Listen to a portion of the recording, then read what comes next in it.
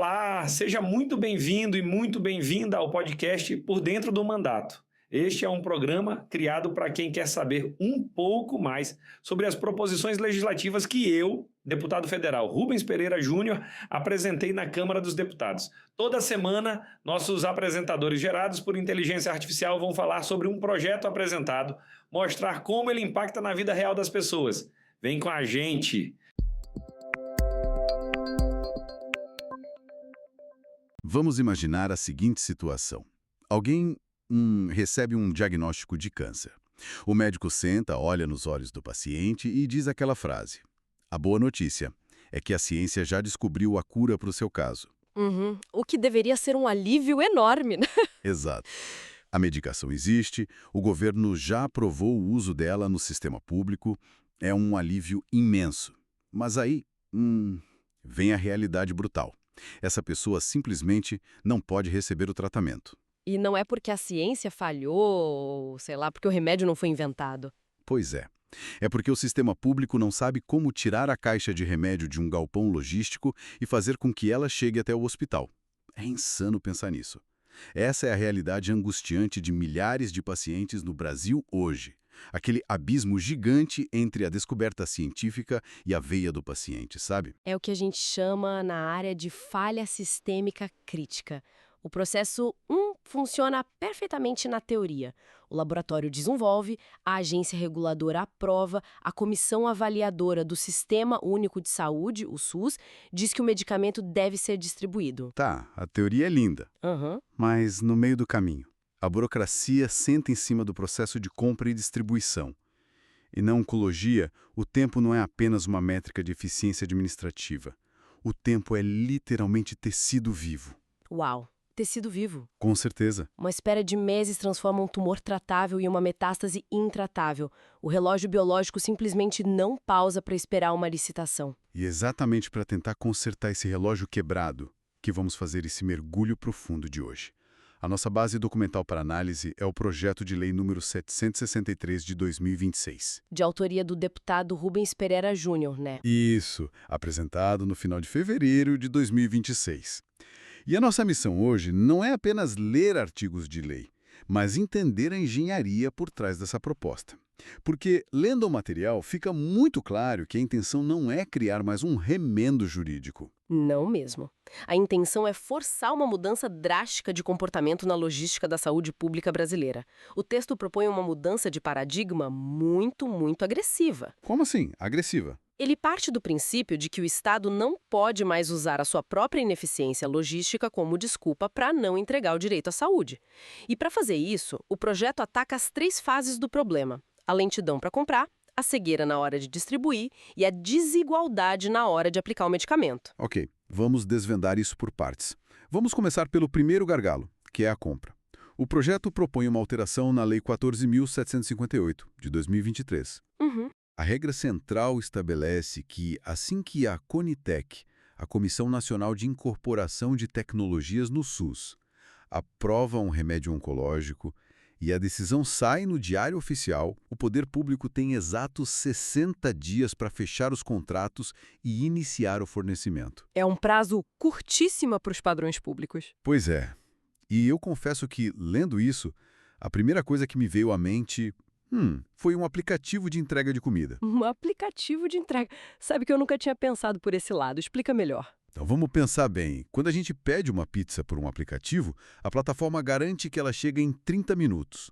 A gente vê o mapa, sabe onde o entregador está. E se atrasar muito, o restaurante é penalizado, a plataforma devolve o dinheiro. Exatamente. Existe um nível de serviço rigoroso para uma simples conveniência de sexta-feira à noite. O que esse projeto tenta fazer é aplicar essa lógica de nível de serviço inegociável, o chamado SLA, no mundo corporativo, só que para a entrega de um quimioterápico. É fascinante pensar assim, porque não estamos falando de um jantar frio, né? Não, estamos falando de perda de chance de vida. Mas, sendo muito honesto, quem acompanha a máquina pública brasileira conhece a realidade. Comprar lápis e papel para uma repartição pode levar 6 meses. Como o legislador espera que tratamentos complexos sejam comprados em 60 dias? Olha, é uma meta que beira o impossível se a administração mantiver aquele ritmo tradicional.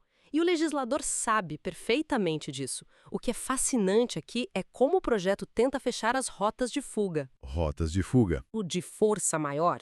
Ah, a famosa desculpa de problemas no processo licitatório. Exato. Um problema no edital, uma oscilação no câmbio, um fornecedor que não entregou um papel. Até hoje, uma justificativa genérica dessas muitas vezes bastava para empurrar o problema para debaixo do tapete. Entendi. E o que o PL muda nisso? O texto eleva o sarrafo dessa justificativa a um nível altíssimo.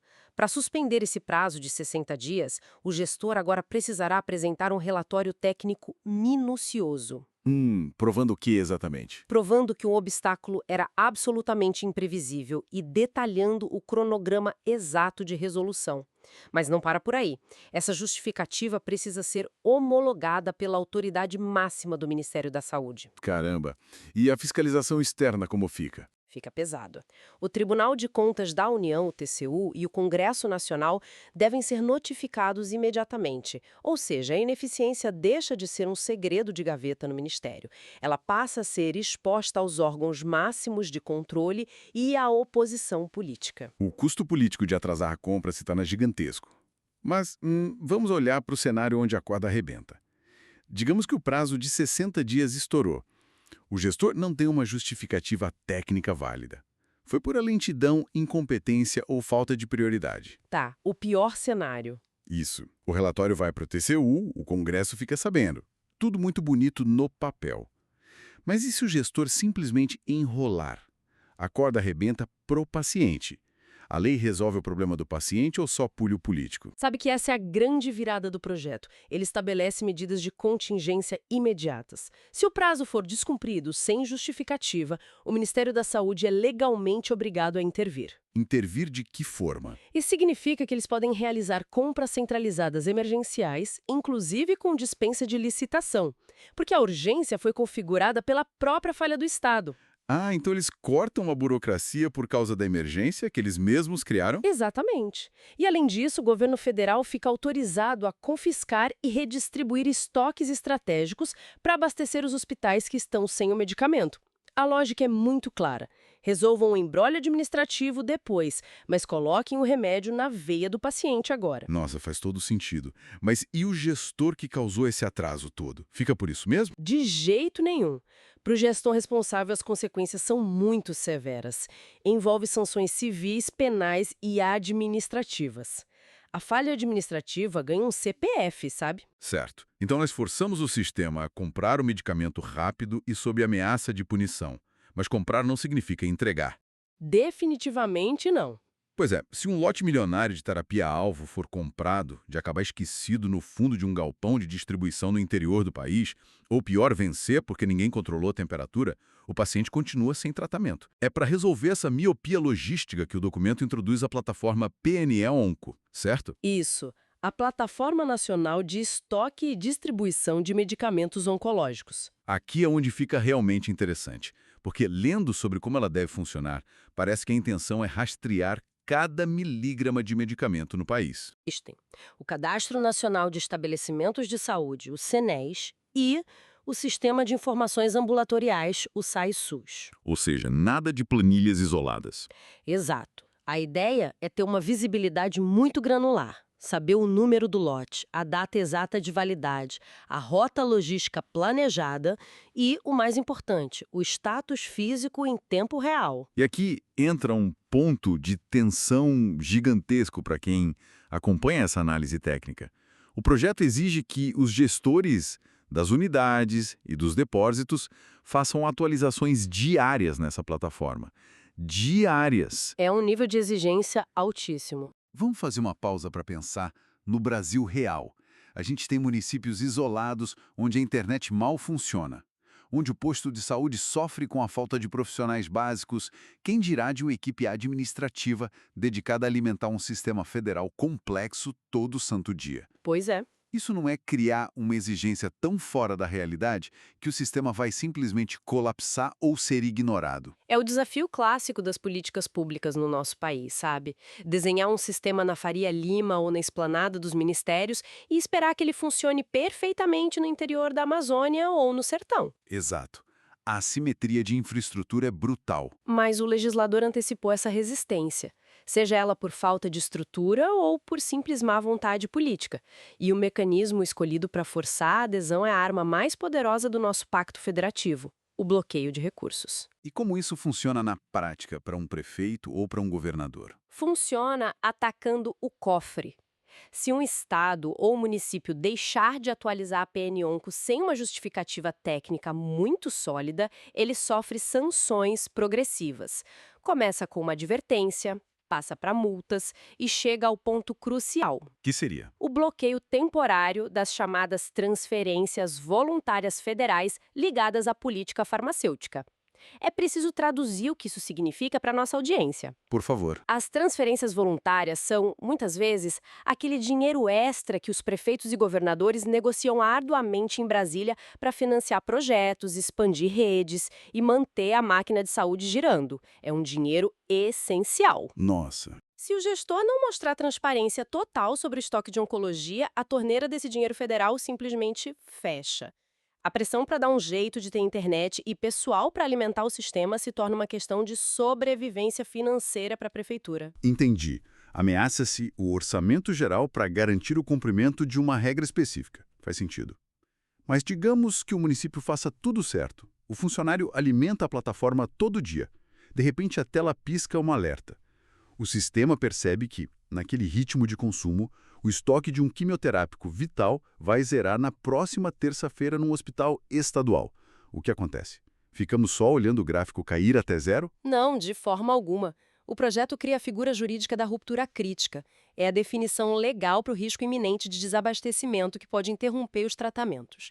E quando o sistema detecta isso, não é apenas um e-mail interno que é enviado. O que acontece então? A lei obriga que alertas automáticos sejam disparados diretamente para as comissões de saúde do Congresso Nacional e para o TCU novamente. E para envolver a sociedade, o projeto exige a criação de um painel de dados público, um dashboard atualizado mensalmente. Para que qualquer cidadão possa ver a ineficiência em tempo real. Exatamente. O painel deve mostrar o tempo médio de espera, a taxa de atendimento por estado e a evolução dos estoques. A transparência radical tira a gestão da saúde das sombras dos gabinetes e coloca na vitrine. Uau! Fica muito difícil para um político fazer campanha dizendo que a saúde vai bem, quando um portal do próprio governo mostra a taxa de ruptura crítica do estado dele piscando em vermelho na internet. Exatamente. O custo da omissão fica público. Isso nos leva a um terceiro obstáculo estrutural. Nós já forçamos a compra rápida. Já estamos rastreando o medicamento via GPS logístico até o galpão regional. Certo. Mas vamos pensar na seguinte cena. Um paciente no interior da região norte ou nordeste. O medicamento está disponível na farmácia central do estado, a centenas de quilômetros de distância. Para receber a infusão, esse paciente precisa pegar um ônibus de madrugada, viajar 14 horas por estradas esburacadas, já debilitado pela doença, e tudo isso porque, na cidade dele, não há um oncologista ou uma estrutura para aplicar o tratamento. É uma tragédia silenciosa. Pois é. Se isso acontece, a logística funcionou, mas a geografia venceu o paciente.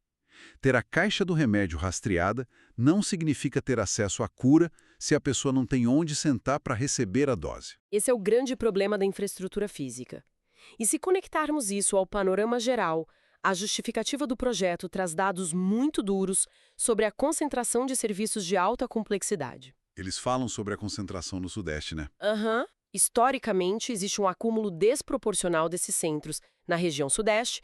Enquanto isso, vastas áreas do Norte e Nordeste e Centro-Oeste são verdadeiros desertos de atendimento oncológico. O documento propõe enfrentar isso através do PNA-ONCO, o Plano Nacional de Expansão de Atenção Oncológica. E o que esse plano faz na prática? O foco é descentralizar a criação de novas UNACONs e CACONs. Só para quem não é da área, o que são essas siglas? Ah, sim. São as unidades e os centros de assistência de alta complexidade em oncologia. Basicamente, os hospitais e clínicas preparados para diagnosticar e dar o tratamento completo. Perfeito. Mas eu me pergunto como a lei consegue evitar que a construção desses novos centros de câncer não vire apenas uma moeda de troca política. A gente sabe que anunciar a construção de um hospital rende muito voto. Rende mesmo. Então, o que impede o ministro de mandar verbas para construir um CACOM na cidade do seu principal aliado político? ignorando uma região vizinha que talvez precise muito mais. A resposta do texto está na adoção de critérios puramente epidemiológicos e geográficos. A lei tenta, de certa forma, amarrar as mãos do político na hora de decidir para onde vai o dinheiro. Interessante. Usando dados. Exato.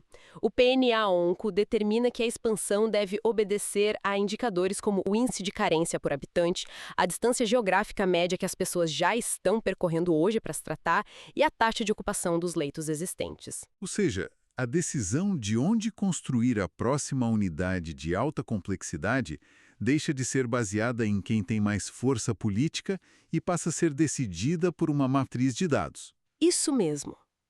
E para garantir que os hospitais não sejam apenas cascas vazias, os repasses federais para construção e manutenção serão atrelados a metas de desempenho. O Ministério da Saúde terá que definir metas de expansão para prazos de 3 e 5 anos. Toda essa engenharia soa muito promissora, mas também me faz pensar no caos da implementação.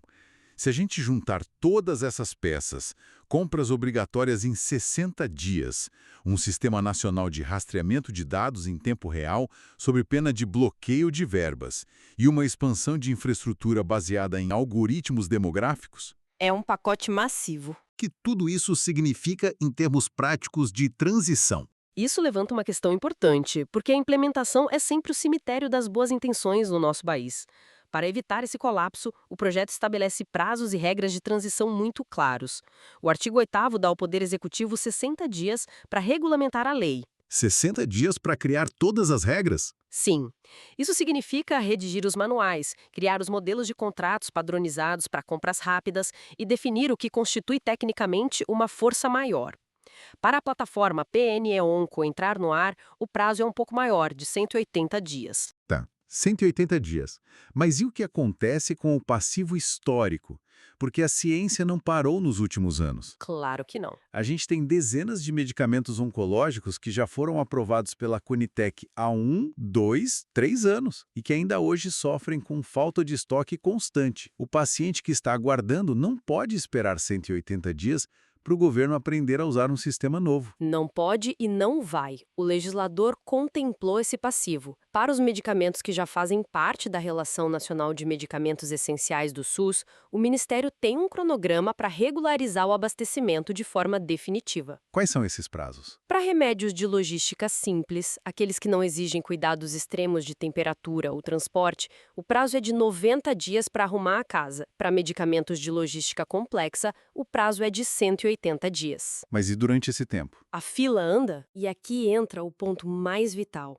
Durante todo esse período de transição, a lei autoriza o uso imediato daquelas ferramentas de emergência que a gente mencionou antes. Aquelas de dispensa de licitação. Exatamente. O governo federal pode comprar sem licitação de forma centralizada ou usar estoques estratégicos para garantir que nenhum paciente tenha um tratamento interrompido, enquanto os servidores públicos aprendem a usar a nova plataforma. O fluxo de tratamento ganha uma verdadeira imunidade contra a burocracia da adaptação. O que nos leva ao ponto fundamental, que é o combustível de tudo isso.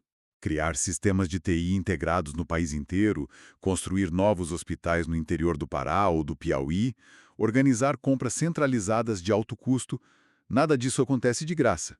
Prometer tudo isso sem prever a fonte de recursos é apenas escrever poesia jurídica, não acha? Precisamente. E é por isso que o artigo 7º do projeto de lei é possivelmente a cláusula mais importante de todo o documento.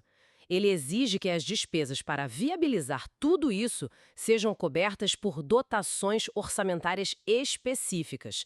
E mais do que isso, exige a inclusão expressa na Lei Orçamentária Anual. A famosa LOA. Isso. Em termos práticos, significa que o dinheiro precisa estar carimbado. O Ministério da Economia não poderá usar os recursos destinados à PNE-ONCO ou à construção de hospitais para cobrir outras despesas do governo. O orçamento é blindado por lei. Sem esse artigo, toda a plataforma seria uma bela arquitetura, mas sem energia para funcionar. Faz todo sentido. E, lendo as justificativas finais desse documento, fica muito claro que existem dois grandes pilares filosóficos por trás de toda essa mecânica pesada. O primeiro é honrar o artigo 196 da Constituição Federal, que garante a saúde como um direito de todos e um dever do Estado. Mas o segundo pilar é o que mais me chama a atenção, que é o combate à judicialização da saúde. A judicialização é um tema crítico. Pois é, para quem nos ouve e talvez não esteja familiarizado, a judicialização é aquele processo doloroso em que uma família, desesperada pela falta de tratamento, precisa contratar um advogado ou recorrer à defensoria pública para processar o próprio Estado brasileiro, exigindo que um juiz obrigue o fornecimento de um remédio que já deveria estar no hospital. É um sintoma de um sistema em falência, onde o juiz vira o gestor de saúde. A judicialização é péssima para todos. Ela é cruel para o paciente, que além da doença, precisa enfrentar o estresse do tribunal. Ela desorganiza o orçamento da saúde, porque o Estado acaba comprando medicamentos no varejo a preços altíssimos para cumprir ordens judiciais de 24 horas. E afoga o poder judiciário. Exatamente. A premissa desse projeto de lei é inverter a lógica. O objetivo é que a logística funcione tão bem, mas tão bem, que o paciente não precise mais acionar um juiz para ter acesso ao seu direito. Essa reflexão aponta para uma verdadeira inversão do ônus à prova. O que estamos discutindo aqui é mudar quem entra em pânico. Hoje, quem entra em pânico é o paciente, que corre atrás de laudos, carimbos, advogados e liminares, implorando pela própria vida. Com certeza. Para a cadeira do gestor público. É o CPF dele que está em risco, é o orçamento da cidade dele que pode ser bloqueado se a entrega falhar. É uma mudança brutal na dinâmica de poder entre o cidadão e a máquina pública. É uma síntese perfeita. A responsabilidade deixa de ser diluída naquele conceito abstrato de o Estado e passa a ser rastreada por dados, atrelada a prazos e punida na pessoa física do gestor. O que nos leva a um pensamento final provocativo para a nossa audiência investigar e refletir. A gente viu aqui a construção de uma superestrutura focada exclusivamente na oncologia. Com prazos curtíssimos e sanções severas. Exato. 60 dias para fechar contratos, painéis públicos expondo falhas em tempo real, bloqueio de verbas milionárias para prefeituras que não alimentarem sistemas. Se essa lei for aprovada e, contrariando aquele ceticismo histórico brasileiro, ela de fato funcionar e zerar a fila dos remédios de câncer... Seria um marco. Mas aí eu pergunto, será que não acabamos de ler o roteiro que vai revolucionar absolutamente toda a logística do SUS no futuro? Nossa, é uma reflexão então, porque é. se funciona para a oncologia... Pois é, se a máquina pública provar que consegue entregar terapias oncológicas complexas, sem atrasos, qual vai ser a desculpa do governo para continuar atrasando a entrega de medicamentos para doenças raras, para cardiologia? Ou até para a insulina básica, né? Exatamente. Esse projeto pode ser um cavalo de Troia do bem. Ao resolver o câncer, ele pode estar destruindo a desculpa da ineficiência para todo o resto do sistema público de saúde. Fica a reflexão para quem acompanha nosso Subergulho de hoje. A ciência já fez o trabalho dela. A agência reguladora já aprovou. A pergunta agora é, a burocracia vai finalmente ser forçada a correr na mesma velocidade que a necessidade humana? Muito obrigado pela companhia nesta nossa análise profunda e até a próxima. Obrigado por escutar este episódio. Compartilhe com seus amigos e familiares e também nos siga nas redes sociais pelo @Rubens Pereira Júnior, com JR no final, para ficar por dentro do nosso mandato. Até a próxima!